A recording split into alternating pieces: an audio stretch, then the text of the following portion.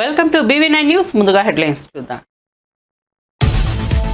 నేడు ఇంటర్ ఫలితాలు విడుదల చేసిన మంత్రి నారా లోకేష్. ఫస్ట్ ఇయర్లో 70% ఉత్తీర్ణత, సెకండ్ ఇయర్లో 83% ఉత్తీర్ణత. ప్రభుత్వ కాలేజీల్లో మంచి ఫలితాలు వచ్చాయన్న సీఎం చంద్రబాబు.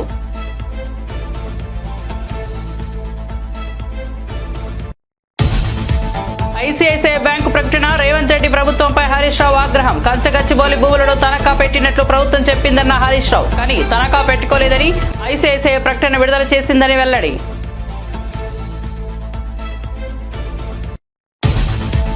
ఐసీఐసీఐ బ్యాంకు రుణం ఇచ్చినట్లు కేటీఆర్ చెప్పడంలో వాస్తవం లేదన్న చామల కిరణ్ కుమార్ రెడ్డి. కేటీఆర్ వ్యాఖ్యలతో ఆ భూములు హెచ్సీయూవి కాదని తేలిపోయిందని వెల్లడి.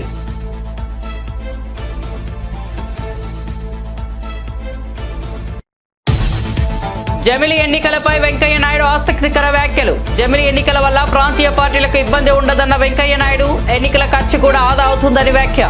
అధికారం పోతే కొన్ని పార్టీలు తట్టుకోలేకపోతున్నాయని విమర్శ.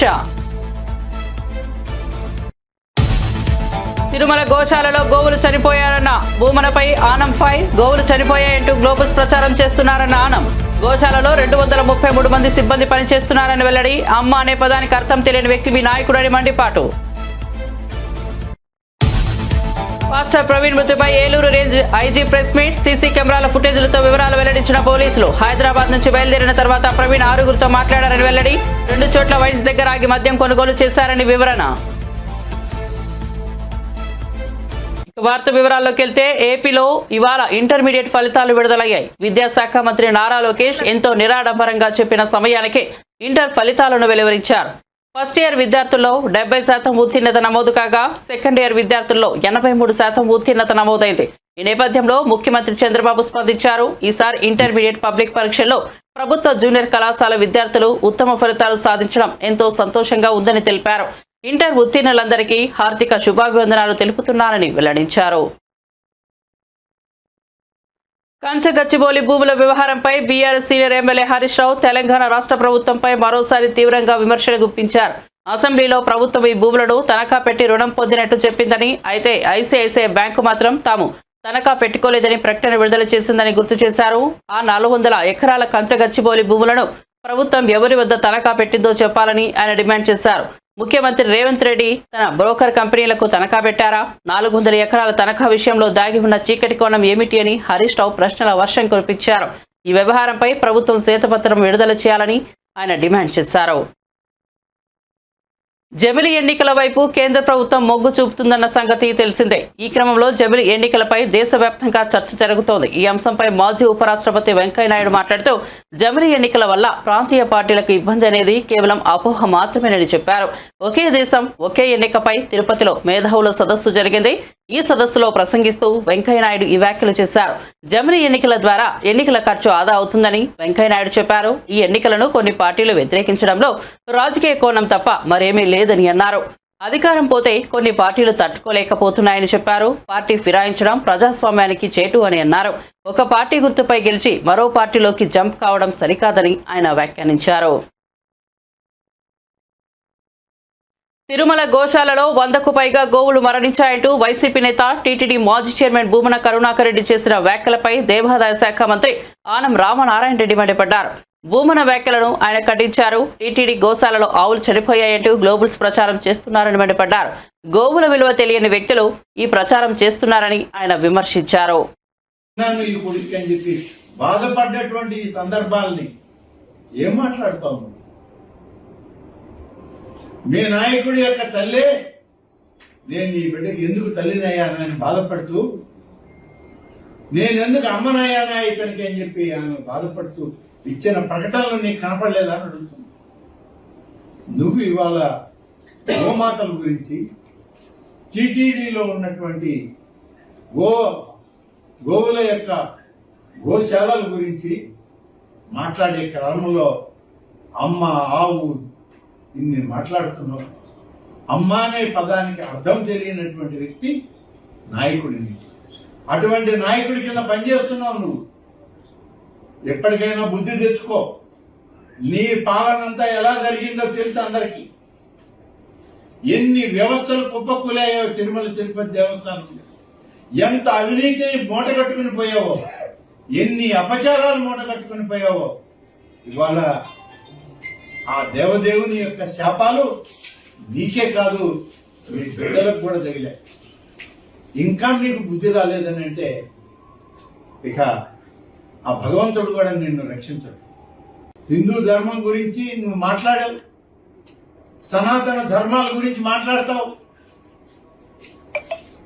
సనాతన ధర్మం గురించి, హిందూ ధర్మం గురించి నీ కుటుంబంలో కూడా నువ్వు అమలు చేస్తున్నావా? ఒకసారి ఆలోచించు.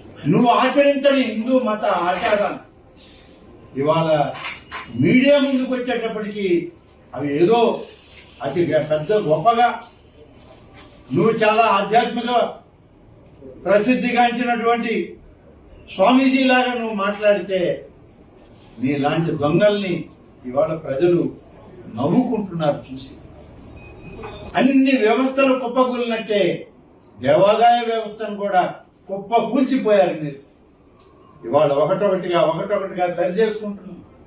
10 మాసాల నుంచి అనేక విధాలుగా ఆలయ పాలక వర్గాల్లో కానీ, ఆలయాల్లో జరిగే కైంకర్యాల గురించి కానీ, అన్న ప్రసాదాల గురించి కానీ ఎన్నో శ్రద్ధాశక్తులతో పనిచేస్తుంటే ఇప్పటికి ఇంకా కుదురు పడడానికి ఇంకా కొంత సమయం పడుతుంది. 5 సంవత్సరాల్లో ఆధ్యాత్మిక ఆలయాలు, హిందూ ధర్మాన్ని గురించి చెప్పే ఆలయాల్ని మీరు చేసినంత విధ్వంసం ఈ రాష్ట్రంలో మరెవరూ చేయలేదు. బహుశా ఈ దేశంలో కాదు, ప్రపంచ దేశాల్లో కూడా హిందూ ధర్మాన్ని ఇవాళ భూస్థాపితం చేయాలన్న వాళ్ళల్లో మీరు అన్ని రకాలుగా మీరు. తెలుగు రాష్ట్రాల్లో సంచలనం సృష్టించిన పాస్టర్ పగడాల ప్రవీణ్ మృతిపై పోలీసులు కీలక ప్రెస్ మీట్ నిర్వహించారు. ఆయన మరణించిన రోజు ఏం జరిగింది, హైదరాబాద్ నుంచి పాస్టర్ ఎప్పుడు బయలుదేరారు, మార్గ మధ్యలో ఎక్కడెక్కడ ఆగారు అనే వివరాలను ఏలూరు రేంజ్ ఐజీ అశోక్ కుమార్ శనివారం మీడియా సమావేశంలో సీసీటీవీ ఫుటేజీలతో సహా వెల్లడించారు.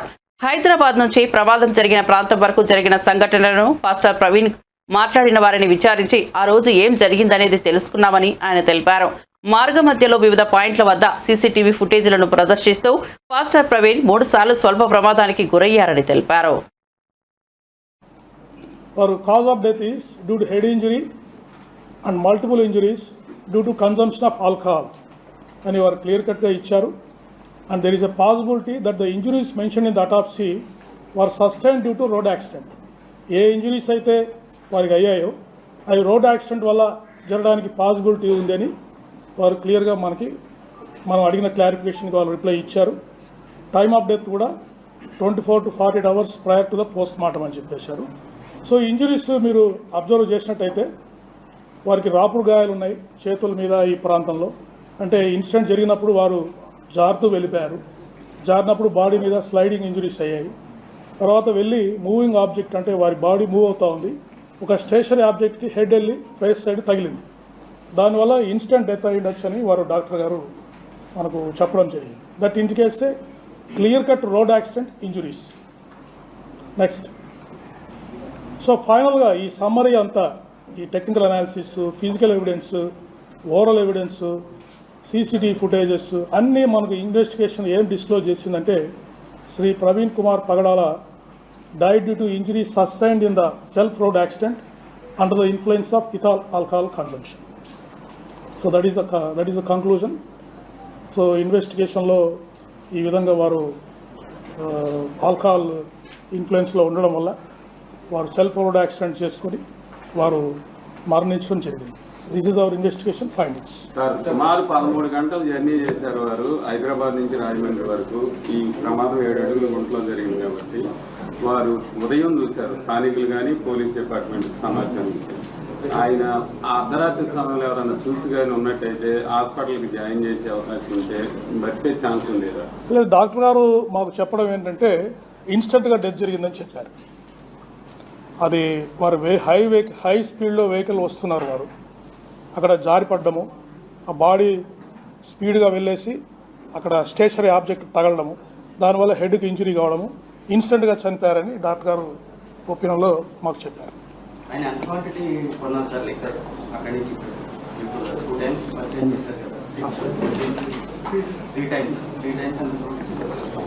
ఇవన్నీ రెడీమేడ్ బాటిల్స్ అండి. అంటే అప్రాక్సిమేట్గా 950 950 రూపీస్ కొన్నారు. బ్రాండ్స్ బుడ్వైజర్ మ్యాగ్నమ్ బీట్స్ 2, బకాడి జిన్, జైసాల్మర్ జిన్ ఒకటి కొన్నారు. ఎక్కడ సవేరా లిక్కర్ మార్ట్లో కొన్నారండి. ఐసీఐసీఐ బ్యాంకు రుణంపై బీఆర్ఎస్ వర్కింగ్ ప్రెసిడెంట్ కేటీఆర్ చేసిన వ్యాఖ్యలతో కంచగచ్చిబౌలి భూముల హైదరాబాద్ కేంద్రీయ విశ్వవిద్యాలయంలో లేక అటవీ శాఖకు చెందినవో కాదని స్పష్టమైందని కాంగ్రెస్ ఎంపీ చామల కిరణ్ కుమార్ రెడ్డి అన్నారు. ఈ భూములపై ఐసీఐసీఐ బ్యాంకు రుణం ఇచ్చినట్లు కేటీఆర్ చెప్పడంలో వాస్తవం లేదని పేర్కొన్నారు.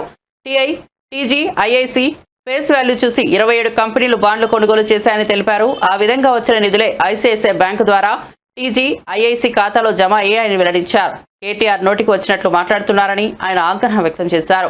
తమ ప్రభుత్వంపై బురద జల్లే ప్రయత్నాలు చేస్తున్నారని విమర్శించారు. పేద ప్రజలు సన్నబియ్యం, అన్నం తింటుంటే బీఆర్ఎస్ నాయకులు ఓర్వలేకపోతున్నారని చామల మండిపడ్డారు. హనుమాన్ చిన్న జయంతి సందర్భంగా team India head coach Gautam Gambhir ఢిల్లీలోని ఛతర్పూర్ ఆలయాన్ని సందర్శించారు. కాత్యాయని అమ్మవారిని దర్శించుకుని ఆలయంలో ప్రత్యేక పూజలు చేశారు. అనంతరం మీడియాతో మాట్లాడిన ఆయన దేశ ప్రజలకు హనుమాన్ జయంతి శుభాకాంక్షలు తెలియజేశారు.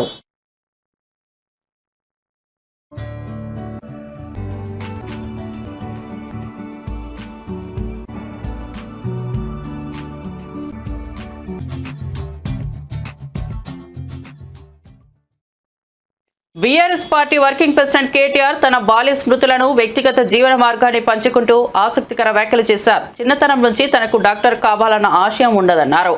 అయితే తన తల్లి మాత్రం తనను డాక్టర్గా చూడాలని కోరుకున్నారని చెప్పారు. చదువు పట్ల ఎప్పుడూ నిర్లక్ష్యం చూపలేదని, కష్టపడి చదివి బీఫార్మసీ సీటు సాధించారని వెల్లడించారు.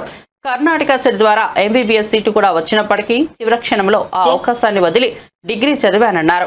ఆపై విదేశాలకు వెళ్లి అక్కడ మంచి కంపెనీలలో ఉద్యోగం చేసిన అనంతరం తెలంగాణ ఉద్యమ సమయంలో రాజకీయాల్లోకి వచ్చానని తెలిపారు. మాజీ మంత్రి ఎమ్మెల్యే హరీష్ రావు వడగండ్ల వాన కారణంగా తీవ్రంగా నష్టపోయిన రైతుల సమస్యలపై ఆవేదన వ్యక్తం చేశారు. వానాకాలం రైతు బంధును పూర్తిగా విస్మరించారని, యాసంగి రైతు బంధును సగం మందికి మాత్రమే అందించారని పేర్కొన్నారు. అయితే అందులోనూ సగం మందికి ఇంకా పూర్తిగా రాలేదని తెలిపారు. ఇటువంటి పరిస్థితుల్లో రైతులు, ముఖ్యంగా కౌలు రైతులు తీవ్ర ఆర్థిక ఇబ్బందులు ఎదుర్కొంటున్నారని ఆందోళన వ్యక్తం చేశారు. ఇన్పుట్ సబ్సిడీతో పాటు యాసంగి రైతు బంధును తక్షణమే విడుదల చేయాలని కాంగ్రెస్ ప్రభుత్వాన్ని డిమాండ్ చేశారు. వానతో సిద్దిపేట జిల్లాలో తీవ్రమైనటువంటి నష్టం జరిగింది. ఇవాళ రైతులు చాలా ఆందోళనలో ఉన్నారు. పంటల బీమా బడ్జెట్ లో పాస్ అయ్యి కూడా చేయకపోవడం ఇది రాష్ట్ర ప్రభుత్వం యొక్క తప్పు. అందువల్ల పంటల బీమా కింద రైతులకు ఏ రకమైన సాయం అయితే అందుతుందో ఆ రకంగా ఎకరానికి 25,000 రూపాయల ఆర్థిక సహాయం చేసి రైతులందరినీ కూడా ఆదుకోవాలని చెప్పి ఈ రోజు నేను ప్రభుత్వాన్ని డిమాండ్ చేస్తా ఉన్నా. ఇక్కడ ఏ రైతుని అడిగినా రుణమాఫీ కాలేదని చెప్తా ఉన్నారు. అంటే కేవలం ఒక 40 పైసలు రుణమాఫీ అయింది, 60 పైసల మందికి ఇంకా రుణమాఫీ కాలేదు. రైతు బంధు గురించి మాట్లాడిస్తే ఆటాన మందికి కూడా రైతు బంధు పడలేదు, ఇంకా ఆటాన మందికి రైతు బంధు డబ్బులే రానటువంటి పరిస్థితి ఉన్నది. అంటే ఈ రకంగా ప్రభుత్వం మాటలు ఎక్కువ, రేవంత్ రెడ్డికి చేతలు తక్కువ. అయ్యా బట్టి విక్రమార్క గారు, రండి మా సిద్దిపేటలో ఏ ఊరికి పోదామో రండి. లేదు నీ మదిరే నియోజకవర్గంలో ఏ ఊరికి రమ్మంటే వస్తా. అందరికీ రుణమాఫీ అయితే నేను ముక్కు నేలకు రాస్తా, నువ్వు రాస్తావా అని అడిగిన. అసెంబ్లీలో కూర్చొని మాట్లాడుతుండ్రు తప్ప ఇలా గ్రామాల్లోకి వచ్చి మీరు మాట్లాడతలేరు. పాపం మా రైతుల పరిస్థితి ఏంది? ఇప్పుడు ఇక్కడ పెద్ద ఆయన కొంతం నర్సయ్య ఇలా మాట్లాడిస్తే పాపం వాళ్ళ రైతులు, నాకు రైతు బంధు పడలేదు, రుణమాఫీ కాలేదు, దాని సోపతికి ఇప్పుడు వడగళ్ల వాన పడి పంట అంతా కూడా నష్టమైందని చాలా బాధపడుతున్నటువంటి పరిస్థితి. ఒక్క సిద్దిపేట జిల్లాలోనే 12,000 ఎకరాలకు పైగా మొన్న పడ్డ వడగళ్ల వానకు నష్టం జరిగింది. గత వారం వడగళ్ల వాన పడి గత వారం దాదాపు 3-4 ఎకరాలు పోయింది.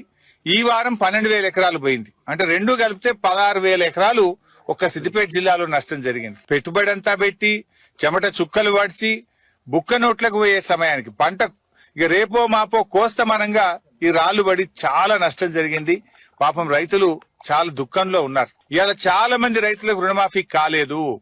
ఇప్పటికైనా రుణమాఫీ డబ్బులు మొత్తం విడుదల చేయాలని చెప్పి నేను కాంగ్రెస్ ప్రభుత్వాన్ని, రేవంత్ రెడ్డిని డిమాండ్ చేస్తున్నా. మరి రాండ్రి ఊళ్ళకి దమ్ముంటే గన్మెన్లు లేకుండా, పోలీసు వాళ్ళు లేకుండా ఏ ఊరికి పోదామో చెప్పుర్రి, ఏడ రుణమాఫీ అయిందో చెప్పుర్రి. మాటలు కోటలు దాటుతున్నాయి. ఇప్పుడు నేను లెక్కలతో చెప్తున్నా, నా సిద్దిపేటలో నా నియోజకవర్గంలో చిన్నకోడూరు మండలంలో అయింది 5,300 మందికి, కాంది 7,352 మందికి. దీని మీద నేను సవాల్ చేస్తున్నాను. అడిగి నేను ఏ ఊరికి వస్తారో రాండి. రుణమాఫీ చూస్తే గిట్లా, రైతు బంధు చూస్తే గట్ల, పంటల బీమా ఎగ్గొడితివి, అన్ని మోసాలే. సో నేను ప్రభుత్వాన్ని ఒకటే కోరుతా ఉన్నా, ఈ రైతులందరినీ కూడా ఇంట్లో రకరకాల హార్టికల్చర్ పంటలు కూడా ఉన్నాయి, మిర్చి గాని, టమాటా గాని, కూరగాయలు గాని, వరి పంటతో పాటు హార్టికల్చర్ కూడా బాగా దెబ్బతిన్నది. ఈ రైతులందరినీ కూడా ఆదుకోవాలని, ఈ రైతులకు వచ్చే వానకాలానికి ఉచితంగా విత్తనాలు ఇవ్వాలని, ఇన్పుట్స్. కూటమి సర్కారు పాలనలో విద్యా వ్యవస్థ పూర్తిగా కుంటుపడిందని వైఎస్ఆర్సీపీ నేత మాజీ మంత్రి మేరుక నాగార్జున మండిపడ్డారు. ఆయన తాడేపల్లిలోని పార్టీ కేంద్ర కార్యాలయంలో మీడియా సమావేశంలో మాట్లాడుతూ వైఎస్ జగన్ హయాంలో పేదలంతా సంతోషంగా చదువుకోగలిగారని, నేడు ఫీజులు కూడా చెల్లించలేని పరిస్థితిని కూటమి ప్రభుత్వం తెచ్చిందని మండిపడ్డారు. ఫీజు రీయింబర్స్మెంట్ నిధులు ఇవ్వకుండా ప్రభుత్వం కక్ష సాధింపునకు దిగిందని, టీడీపీ కార్యకర్తలు ట్వీట్ చేస్తేనే మంత్రి లోకేష్ స్పందిస్తున్నారని మేరుక నాగార్జున మండిపడ్డారు. నెట్టే పరిస్థితిలో కూటమి ప్రభుత్వం తీసుకువస్తా ఉంది అని చెప్పడానికి చాలా బాధపడతా ఉన్నా. ఎందుకంటే నేను కూడా ఆ గ్రౌండ్ లెవెల్ నుంచి వచ్చిన వాడిని. బాబాసాహెబ్ దయ వలన పేద కుటుంబం నుంచి వచ్చినా అవకాశాలను అందిపుచ్చుకొని, ప్రభుత్వాలు ఇచ్చిన అవకాశాలను చేతతీర్చుకొని, జగన్మోహన్ రెడ్డి గారు లాంటి గొప్ప ఆశయాలు ఈ రాష్ట్రంలో పరిపాలనా దక్షుడుగా ఉంటే ఉపయోగాలు జరుగుతాయని చెప్పడానికి నిదర్శనంగా ఒక నిలువెత్తు అర్థం జగన్మోహన్ రెడ్డి గారి పరిపాలన. ఈరోజు ఫీజు రీయింబర్స్మెంట్ చంద్రబాబు ప్రభుత్వం చెల్లించటం లేదు అని చెప్పడానికి సిగ్గేస్తా ఉంది. ఎందుకంటే కక్ష సాధింపు అనుకుంటున్నా తల్లిదండ్రుల విద్యార్థులు, ఈరోజు విద్యార్థుల యొక్క తల్లిదండ్రులు భయపడిపోతా ఉన్నారు, అప్పులు పాలవుతూ ఉన్నారు. పిల్లలను చదివించాలి, కాలేజీకి పంపాలంటే ఆనాడు వెట్టి చాకిరీ గుర్తొచ్చే పరిస్థితి వస్తూ ఉంది. మరలా అప్పుల ఊపిలోకి వెళ్లాల్సిన పరిస్థితి తీసుకొస్తా ఉన్నది కూటమి ప్రభుత్వం అని చెప్తా ఉన్నాం. విద్యామంత్రి గారు అయితే రాజకీయాలు తప్ప విద్యార్థుల యొక్క గొడవ పట్టించుకునే పరిస్థితి లేనే లేకుండా పోతాంది. ఒక రాష్ట్రంలో ఫీజు రీయింబర్స్మెంట్ గా మారిపోతా ఉంటే ఒలకడు పలకడు ఈ యొక్క ట్విట్టర్ కింగ్. ఎందుకు విద్యాశాఖ మంత్రిగా మీరున్నారు చెప్పమని అడుగుతా ఉన్నా. ఫీజు రీయింబర్స్మెంట్ అనేది పిల్లల యొక్క భవిష్యత్తుకు సంబంధించింది.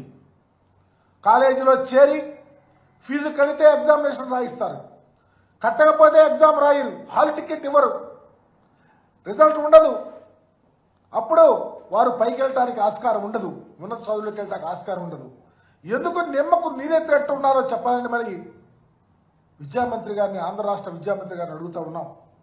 ఒక ప్రక్క విద్యార్థులు అన్యాయం చేస్తూ మరొక ప్రక్క తండ్రి గారు కుమారుడు కపటనాటకాలు ఆడుతూ ఉన్నారు. మీకు సిద్ధశుద్ధి ఉంటే ఎప్పటికైనా 11 లక్షల మందికి ఫీజు రీయింబర్స్మెంట్ తక్షణమే విడుదల చేయమని చెప్పి డిమాండ్ చేస్తా ఉన్నా. ఈ మధ్య చూసాం పెద్ద బూటకం ఏంటంటే, లోకేష్ గారు తన ట్విట్టర్లో ఒక ట్వీట్ చేశారు. కంసుడు మామ మోసం చేస్తే చంద్రబాబు నాయుడు గారు విద్యార్థులకు సహాయం చేస్తున్నాడు. ఆ కంసుడు మామ ఎవరయ్యా?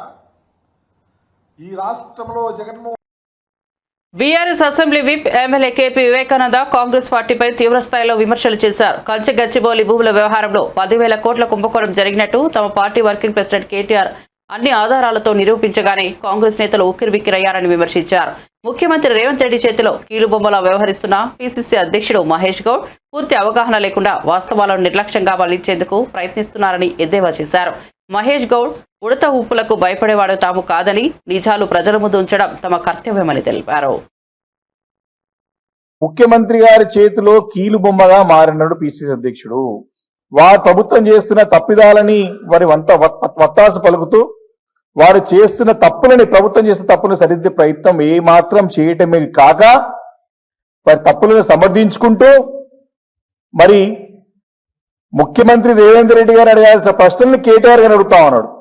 వారు వీటి గురించి మీకు చాలా క్లియర్గా చెప్పినాం. ఇది ఫైనాన్షియల్ ఫ్రాడ్ జరిగింది, దీనిపైన విచారణ జరిపించాలని చెప్పేసి మేము సూటిగా ప్రశ్న వేస్తే మీరు చర్చకు వస్తారా అని అనడమే కాకుండా రేపో మాపో జైలు పోతాడు, జైలు పంపిస్తామని చెప్పి బెదిరించే ధోరణిలో పిసిసి అధ్యక్షుడు మాట్లాడిన మాటలు మరి తీవ్రంగా మేము ఖండిస్తా ఉన్నాం. దీన్ని అంటే వీరు మా నాయకుడిని, మా పార్టీని బెదిరించే ధోరణితో మాట్లాడరు. ఈ యొక్క ఉడత ఊపులకి భయపడే పార్టీ బీఆర్ఎస్ పార్టీ కాదు. మా నాయకుడు కేటీఆర్ గారు కానివ్వండి, మా అధినేత కేసీఆర్ గారు కానీ ప్రాణాలని పణంగా పెట్టి తెలంగాణ రాష్ట్రాన్ని సాధించిన చరిత్ర గల కుటుంబం, చరిత్ర గల పార్టీ మా పార్టీ బీఆర్ఎస్ పార్టీ. కాబట్టి మీరు సమాధానం చెప్పలేక ఎప్పుడు ఏ అంశం వచ్చినా సరే ప్రభుత్వం ఇరుక్కునబడి వారు చెప్పలేక ఈ రకమైనటువంటి బెదిరింపు ధోరణి ఎత్తుకోవడం మరి ఆనవాయితీగా వస్తా ఉన్నది. దీన్ని చాలా మేము ఒకటే ప్రశ్నిస్తా ఉన్నాం. ఈరోజు నిజంగానే మీకు సత్తా ఉంటే, మీకు ఈ సబ్జెక్ట్ పైన అవగాహన ఉంటే పిసిసి అధ్యక్షుడిని కోరుతా ఉన్నా, ఎప్పుడు పెడతారో చర్చ చెప్పండి, తప్పకుండా మేము వస్తాం పార్టీ తరఫున. పార్టీ శాసనసభ విప్పుగా, ప్రభుత్వం బీఆర్ఎస్ పార్టీ విప్పుగా నేను తప్పకుండా ఏ చర్చ కోసం సిద్ధంగా ఉన్నాను. మహేష్ కుమార్ రావు గారు, మీరు ఈ యొక్క అంశం పట్ల పూర్తిగా అవగాహన పెంచుకొని మీ ముఖ్యమంత్రి పక్కన ఊడ్చబెట్టుకొని ఎక్కడ ఏం జరిగిందో తెలుసుకొని మాట్లాడితే మీరు బాగుంటది. మీ పదవికి గౌరవం ఇచ్చిన వాళ్ళైతారు తప్ప మీరు మా పార్టీ నాయకుడిని, మా నాయకుడిని పట్టుకొని మీరు జైలు పోతాడు, మీరు భయపెట్టించే దూరంలో మాటలు మానుకోవాలని చెప్పేసి కూడా నేను ఈ సందర్భంగా మహేష్ కుమార్ గారిని హెచ్చరిస్తా ఉన్నాను. వైఎస్ జగన్ ప్రభుత్వ హయాంలో 1,27,000 మందిని ఒకేసారి నియమించి సచివాలయ వ్యవస్థను నిర్మాణాత్మకంగా అమలు చేసిన ఘనత ఉందని employees and pension state wing president N Chandrasekhar Reddy తెలిపారు. ఈ వ్యవస్థ ద్వారా ప్రభుత్వం ప్రవేశపెట్టిన ప్రతి సంక్షేమ పథకం ప్రజల ఇంటి పట్టాలు చేరిందని తెలిపారు.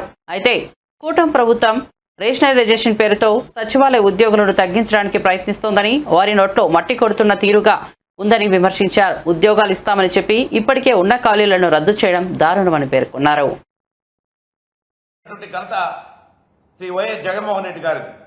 ఆ యొక్క వ్యవస్థ ద్వారా దాదాపు 15,004 వార్డ్ అండ్ విలేజ్ సచివాలయాలను తీసుకుని వచ్చి వాటి ద్వారా ప్రతి గ్రామంలోనూ ప్రతి వార్డులో కూడా ఒక పక్కా కార్యాలయాన్ని నిర్మించి, ఒక కార్యాలయాన్ని ఏర్పరిచి, అక్కడ కంప్యూటర్ సిస్టమ్ పెట్టి, ప్రింటర్ పెట్టి ఒక ఆఫీస్ వాతావరణం, ఒక డెవలప్మెంటల్ ఒక విలేజ్ మరి పూర్వకాలం కాదు, ఏదైతే గాంధీ గారు కళ్ళగన్నారో అలాంటి వ్యవస్థను తీసుకొచ్చినటువంటి ఘనత మన జగన్మోహన్ రెడ్డి గారిది.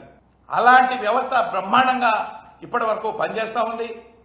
ఏ యొక్క వెల్ఫేర్ స్కీమ్ కూడా గవర్నమెంట్ తీసుకొస్తుందో దాన్ని ప్రజల వద్దకు చేరవేసేటువంటి బాధ్యత ఆ యొక్క డిపార్ట్మెంటు తీసుకుని ముందుకు సాగుతుంది. అయితే ఆ గవర్నమెంట్ ఈ వ్యవస్థను తీసుకొచ్చింది. ఈ గవర్నమెంట్ దాన్ని ఏదో విధంగా తప్పు పట్టాలి, దాన్ని ఏదో విధంగా చిన్నాభిన్నం చేయాలనేటువంటి విషయంగా కంకణం కట్టుకునిందో ఏమో అనేటువంటి అనుమానం నాకైతే కలుగుతా ఉంది.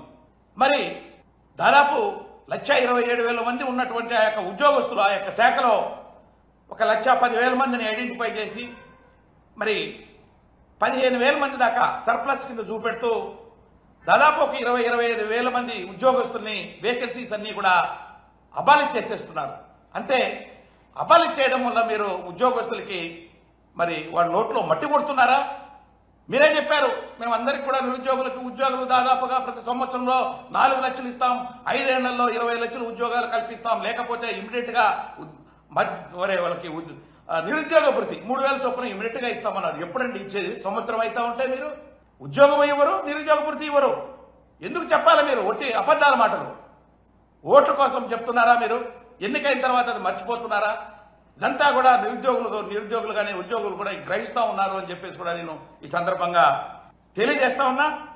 మరి ఆ యొక్క గ్రామ సచివాలయ వ్యవస్థను మరి రేషనలైజేషన్ అనే పేరుతో జనవరి 25వ తారీఖున ఒక జియో నంబర్ 1ని తీసుకురావడం జరిగింది. దాంట్లో సచివాలయాలను ఏబీసీ కేటగిరీలుగా విభజించి కేటగిరీని బట్టి సిబ్బందిని కూడా కేటాయించాలనేటువంటి డెసిషన్ తీసుకోవడం కూడా ఆ యొక్క జియో ద్వారా చేశారు. ఏ కేటగిరీ అనే దాంట్లో ఒక 6 మంది ఉద్యోగస్తులు పెడతాం.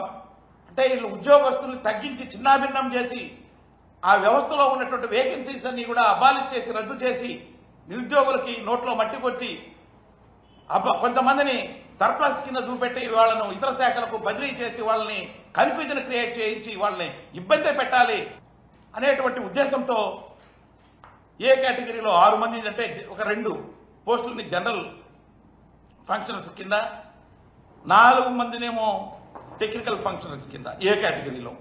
అదేవిధంగా బి కేటగిరీకి వచ్చేటప్పటికి 7 మందిలో సినీ నటి సంయుక్త గుంటూరులో సందడి చేశారు. నగరంలోని లక్ష్మీపురంలో నూతనంగా ఏర్పాటు చేసిన ఓ బంగారు నగల దుకాణాన్ని ఆమె ప్రారంభించారు.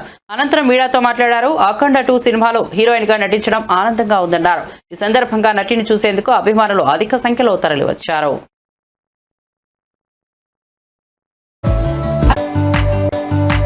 వచ్చాం గుంటూరు, ఒంగోలు, విజయవాడ.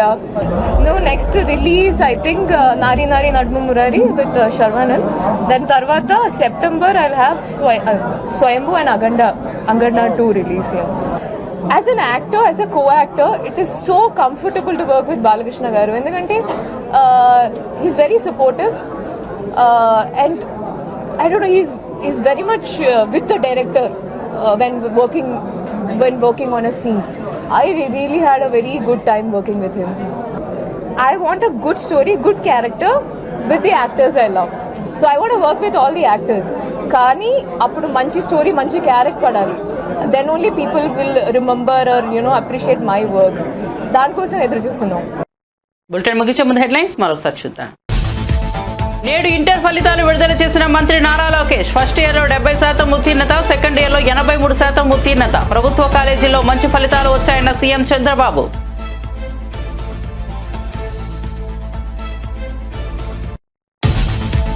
ఐసీఐసీఐ బ్యాంకు ప్రకటన. రేవంత్ రెడ్డి ప్రభుత్వంపై హరీష్ రావు ఆగ్రహం. కంచగచ్చిబౌలి భూములను తనఖా పెట్టినట్లు ప్రభుత్వం చెప్పిందన్న హరీష్ రావు, కానీ తనఖా పెట్టుకోలేదని ఐసీఐసీఐ ప్రకటన విడుదల చేసిందని వెల్లడి.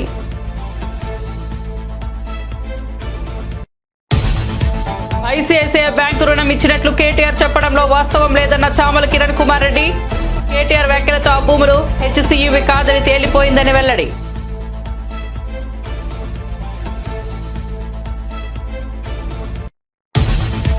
జమిలి ఎన్నికలపై వెంకయ్య నాయుడు ఆసక్తికర వ్యాఖ్యలు. జమిలి ఎన్నికల వల్ల ప్రాంతీయ పార్టీలకు ఇబ్బంది ఉండదన్న వెంకయ్య నాయుడు. ఎన్నికల ఖర్చు కూడా ఆదా అవుతుందని వ్యాఖ్య. అధికారం పోతే కొన్ని పార్టీలు తట్టుకోలేకపోతున్నాయని విమర్శ. తిరుమల గోశాలలో గోవులు చనిపోయారన్న భూమనపై ఆనం ఫైర్. గోవులు చనిపోయాయంటూ గ్లోబల్స్ ప్రచారం చేస్తున్నారన్న ఆనం. గోశాలలో 233 మంది సిబ్బంది పనిచేస్తున్నారని వెల్లడి. అమ్మ అనే పదానికి అర్థం తెలియని వ్యక్తి మీ నాయకుడని మండిపాటు. మాస్టర్ ప్రవీణ్ మృతిపై Eluru range IG press meet. CC కెమెరాల ఫుటేజ్లతో వివరాలు వెల్లడించిన పోలీసులు. హైదరాబాద్ నుంచి బయలుదేరిన తర్వాత ప్రవీణ్ 6గురితో మాట్లాడారని వెల్లడి. 2 చోట్ల వైన్స్ దగ్గర ఆగి మద్యం కొనుగోలు చేశారని వివరణ.